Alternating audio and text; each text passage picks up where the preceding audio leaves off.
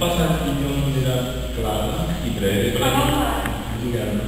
para que tanto a senhorita como as pessoas de casa consigam compreender o que eu estou falando. Foi bastante sucinto.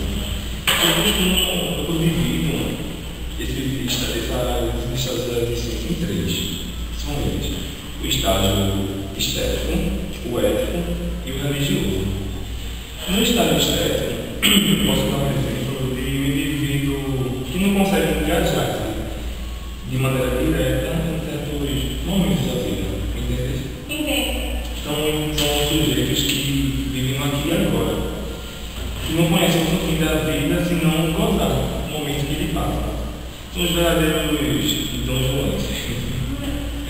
Já no estágio ético, o indivíduo encara regras universais de viver. Considera-se um trabalhador ansioso, marinho, pai derrotado. É aquele cidadão correto, se considera. Porém, é prisioneiro e deve acabar. E já no estágio religioso, o sujeito não está submetido a regras gerais. Ele tem uma íntima relação com Deus. Porém, essa ideia de Deus não é um pouco diferente dos de matéria. Não é aquele Deus que se traduz apenas com conceitos e regras gerais, mas inspiração fora do universo da razão. A respeito disso, tem um exemplo que muita gente conhece, a gente só conhece a história de Abraão. Sim, claro. Aí, mas por exemplo, deve saber, né? Abraão foi ordenado por Deus a sacrificar o seu filho Isaac. Mas não foi um sacrifício técnico, não foi uma ordem técnica, mas sim uma ordem a respeito do universo, um outro universo. Entende? E aqui fica bastante claro e definido essa passagem do estágio ético em sacrificar um filho em prol de uma ordem. Isso é um absurdo, um crime. Para o estágio religioso, como eu falei, um outro plano a respeito de Deus. E a respeito do estágio estético, tem um exemplo bastante curioso, é a respeito da manutenção conjugal entre o homem e a mulher, onde a mulher está presa ao estágio estético, em que ela só vai se satisfazer no estágio religioso. Esse é o meu ver a respeito dessa passagem. Agora vamos para o breve comercial e logo mais voltaremos com mais cheiro de você. Estamos de volta. Kierkegaard, você poderia nos falar um pouco sobre a sua filosofia existencialista? Ah, sim, com certeza. Vou ser bastante breve e objetivo nesse ponto. É apenas uma continuidade ao pensamento anterior que estava no extremo. Ok. Então, eu costumo dizer que eu me oponho ao indivíduo único e subjetivo. A verdade repousa na subjetividade. E assim como a verdade, a verdadeira existência é alcançada por meio da intensidade dos sentimentos que nós temos. Digo também que sem paixão não há movimento para o pensador. É uma via de mão dupla entre paixão e pensador. Existir em contraste com simplesmente ser envolve um relacionamento infinito consigo mesmo e uma ligação apaixonada com a vida. Nós não encontramos a verdade por via de uma objetividade destacada, mas através de um profundo engajamento com o mundo e consigo mesmo.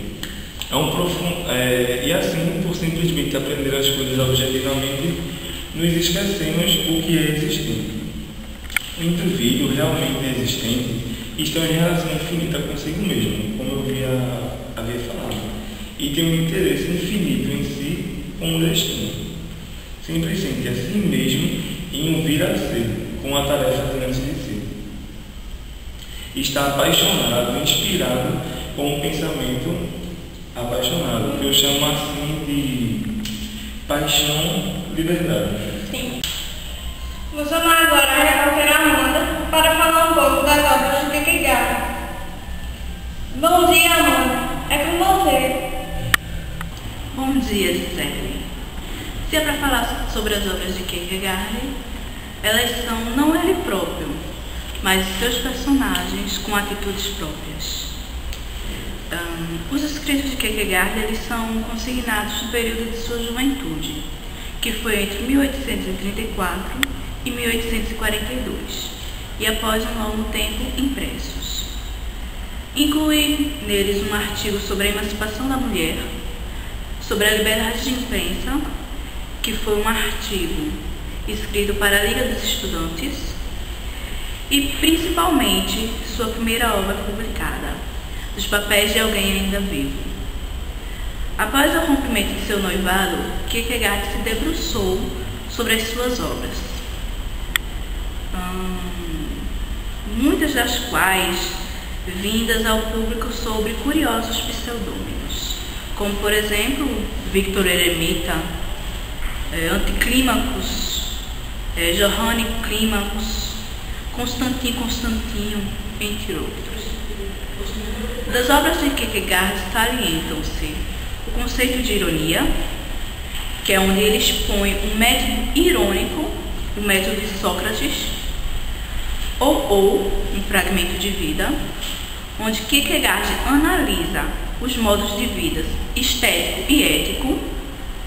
No caso, o modo de vida estético seria caracterizado pelo hedonismo, romântico e sofisticado, ao qual se contrapõe não apenas a dor, mas sobretudo o tédio. Nessa obra, pode-se perceber que há um confronto entre a estética e a posição ética, que é apresentado nas figuras de um jovem e um velho, compondo dois caracteres contrapostos. Tem também a obra muito famosa dele, que é Temor e Tremor, que mostra a passagem do estágio ético para o religioso. Essa obra é considerada a mais importante e a mais profunda dentre as obras de Kierkegaard, pois ela conta a história de Abraão, empenhado em sacrificar seu filho Isaac. Nessa obra, Deus exige que Abraão sacrifique seu filho Isaac. Abraão, dentro do nível ético, dentro das normas da sociedade, se vê diante na necessidade de cometer uma transgressão absolutamente proibida. Abraão não tem saída a não ser saltar do nível ético para o religioso, nesse caso, saltar para a fé. Tem também a obra conhecida como A Repetição, que trata do tempo e da felicidade, o conceito de angústia, que fala do pecado enquanto supõe o livre-arbítrio, e a angústia da livre escolha dentre as possibilidades. Tem a Etapas no Caminho da Vida, que é uma continuação do livro, ou um fragmento de vida. Como eu já comentei, ou um fragmento de vida, ele trata dos níveis estético e ético. Já nesse, o conceito de angústia é uma continuação desse livro até o estágio religioso. E por último, tem-se o seu livro O Desespero Humano, também conhecido como Doença até a Morte. Ele trata do conceito de desespero do ser humano, equiparado ao conceito cristão do pecado.